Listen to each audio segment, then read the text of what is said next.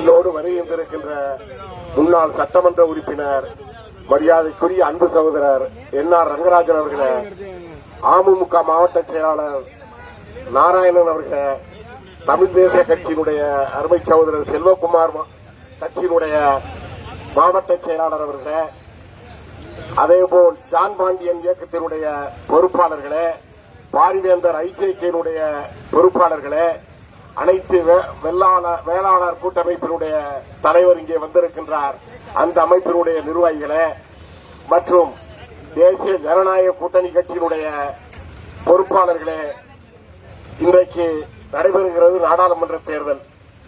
உலக நாடுகளில் 193 நாடுகள் ஐநா சபையில் அங்க வகிக்கின்றன. 2 நாடுகள் தான் அதில் அங்க வகிக்கவில்லை.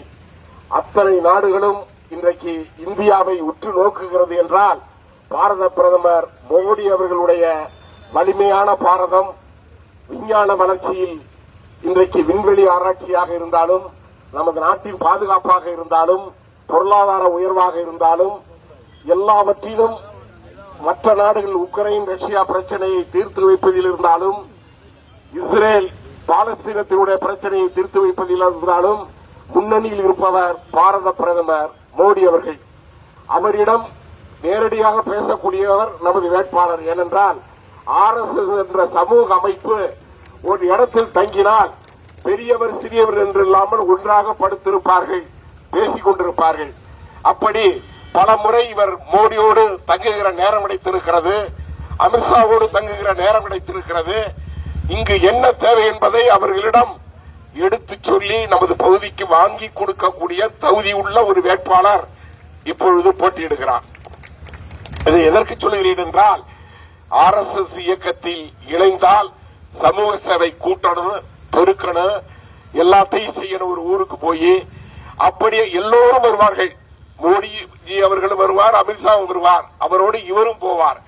அப்படி ஒரு நட்பு உள்ள இவர் வெற்றி பெற்றால் பட்டுக்கோட்டை தொகுதிக்கு தென்னைக்கு நியாயமான விலை இல்லை, கரும்புக்கு நியாயமான விலை இல்லை, நெல்லுக்கு நியாயமான விலை இல்லை. இவற்றையெல்லாம் பெற்றுத்தரக்கூடியவர். திமுக ஆட்சியில அம்மா கொடுத்த தாலிக்கு தங்கம் இல்லை, படிக்கின்ற பையன்களுக்கு லேப்டாப் இல்லை.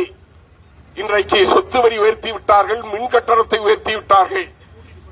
ஸ்கூட்டி அம்மா கொடுத்த பெண்களுக்கு ஸ்கூட்டி நிறுத்திவிட்டார்கள்.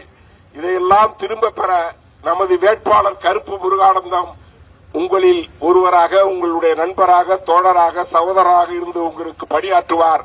அவருக்கு நீங்கள் தாமரை சின்னத்தில் வாக்களித்து வெற்றி பெற செய்ய வேண்டும் என கேட்டு தந்த வாய்ப்புக்கு நன்றி சொல்லி விடைபெறுகிறேன். நன்றி, வணக்கம். ஆளடிக்கும்